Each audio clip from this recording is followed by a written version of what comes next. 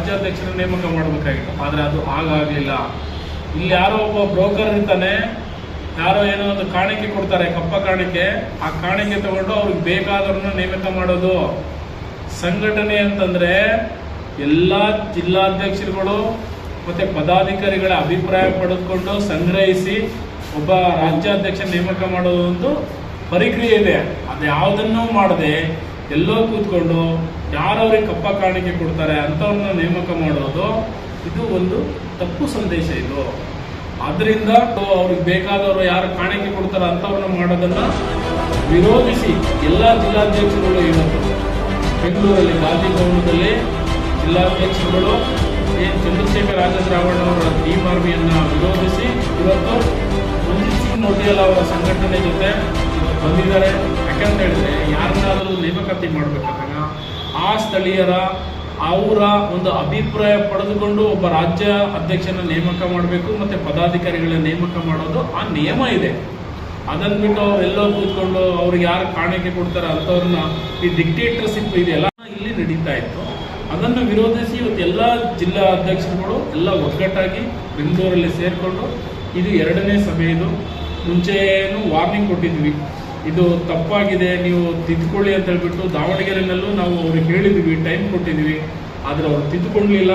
ಆದ್ದರಿಂದ ಎಲ್ಲ ಜಿಲ್ಲಾಧ್ಯಕ್ಷರುಗಳು ಚಂದ್ರಶೇಖರ್ ರಾಜೇಂದ್ರ ಸಂಘಟನೆ ಬಿಟ್ಟು ಆಚೆ ಬಂದು ಇವತ್ತು ಮಂಜಿತ್ ಸಿಂಗ್ ನೋಟಿಯಾಲ್ ಜೊತೆ ಎಲ್ಲ ಜಿಲ್ಲಾಧ್ಯಕ್ಷರುಗಳು ಸೇರಿಕೊಂಡಿದ್ದಾರೆ. ಮತ್ತು ಇಲ್ಲಿ ಹೊಸ ರಾಜ್ಯಾಧ್ಯಕ್ಷರಾಗಿ ನಮ್ಮ ಪ್ರಸನ್ನ ಅವರಾಗಿದ್ದಾರೆ.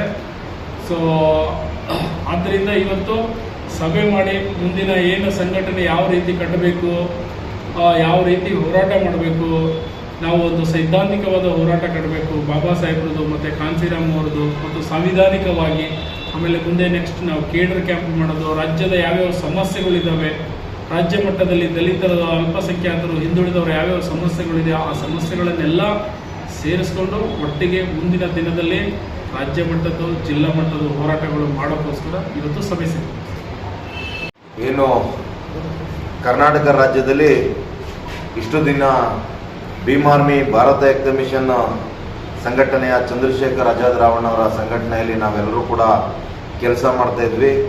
ಅಲ್ಲೇನು ಒಂದು ರಾಜ್ಯಾಧ್ಯಕ್ಷರ ಆಯ್ಕೆಯಲ್ಲಿ ನಡೆದಂಥ ಡಿಕ್ಟೇಟರ್ಶಿಪ್ ಸರ್ವಾಧಿಕಾರಿ ಧೋರಣೆಯನ್ನು ಖಂಡಿಸಿ ನಮ್ಮ ಯಾರ ವಿಶ್ವಾಸವನ್ನು ತೆಗೆದುಕೊಳ್ಳದೆ, ಯಾರ ಅಭಿಪ್ರಾಯವನ್ನು ಪಡೆದುಕೊಳ್ಳದೆ ಏಕ ವ್ಯಕ್ತಿಯನ್ನು ನೇಮಕ ಮಾಡ್ತಾರೆ.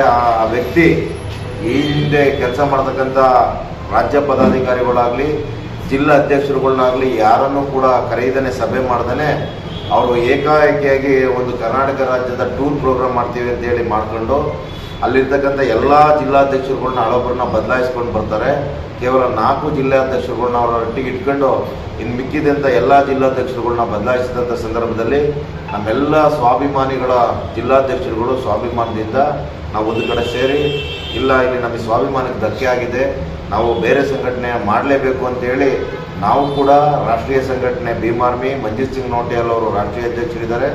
ಅವರ ಕಾರ್ಯವೈಖರಿಯನ್ನು ನೋಡಿ ಅವರು ಕೂಡ ಬೇರೆ ಬೇರೆ ರಾಜ್ಯದ ಎಲ್ಲ ಭಾಗಗಳಲ್ಲೂ ಕೂಡ ಹೋರಾಟವನ್ನು ಮುನ್ನಡೆಸ್ಕೊಂಡು ಬಂದಿದ್ದಾರೆ. ಹಾಗಾಗಿ ಇದರಲ್ಲಿ ಹೋದರೆ ನಮ್ಮ ಕರ್ನಾಟಕದಲ್ಲೂ ಕೂಡ ನಾವು ನೊಂದವರ ಧ್ವನಿಯಾಗಿ ಬಹುಜನ ಸಿದ್ಧಾಂತದಡಿ ಏನು ಸಂಘಟನೆ ಕಟ್ಟಿದ್ದಾರೆ ಇದರಿಂದ ನಾವು ನೊಂದವರ ಧ್ವನಿಯಾಗಿ ಹೋರಾಟಗಳನ್ನ ಮಾಡ್ಬೋದು ಅಂತೇಳಿ ಇವತ್ತು ನಾವು ಆ ಸಂಘಟನೆನ ಕರ್ನಾಟಕ ರಾಜ್ಯಕ್ಕೆ ತೆಗೆದುಕೊಂಡು ಬಂದು ನಾವಿವತ್ತು ಬೆಂಗಳೂರಿನ ಗಾಂಧಿ ಭವನದಲ್ಲಿ 2ನೇ ಸಭೆ ಮಾಡಿದ್ದೀವಿ.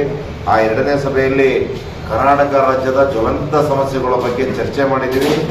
ಏನು ಮೊನ್ನೆ ರಾಯಚೂರಿನ ಸಿರ್ವಾರ ತಾಲೂಕಿನಲ್ಲಿ ಅಶ್ವಿನಿ ಎಂಬ ದಲಿತ ಬಾಲಕಿಯ ಬಯಲು ಬಹಿರ್ದೇಶಕ್ಕೆ ತೆರೆದಂಥ ಸಂದರ್ಭದಲ್ಲಿ ಆಕೆಯ ಮೇಲೆ ಏನು ರೇಪ್ ಮಾಡಿ ಆಕೆಯನ್ನು ಅಮಾನುಷವಾಗಿ ಬಾವಿಯಲ್ಲಿ ಹಾಕಿ ಸಾಯಿಸಿದ್ರು. ಆ ವಿಚಾರ ಇಟ್ಕೊಂಡು ಜೊತೆಗೆ ಏನು ರಾಜ್ಯದ ಯೋಜನೆಗಳು ದಲಿತರಿಗೆ ಸಿಗಬೇಕಾದಂಥ ಸವಲತ್ತುಗಳು ಸಿಗದಂಗೆ ಏನು ಆಗ್ತಾ ಇದ್ದಾವೆ, ಗ್ಯಾರಂಟಿ ಯೋಜನೆಗಳನ್ನ ಸರ್ಕಾರ ನಮ್ಮ SCP TSP ಹಣವನ್ನು ಗ್ಯಾರಂಟಿ ಯೋಜನೆಗಳಿಗೆ ಬಳಸ್ಕೊಂಡು ನಮಗೆ ಸಿಗಬೇಕಾದಂಥ ಸವಲತ್ತುಗಳನ್ನ ಇಲ್ಲದಂತೆ ಮಾಡಿದ್ದಾರೆ. ಜೊತೆಗೆ ಇನ್ನೂ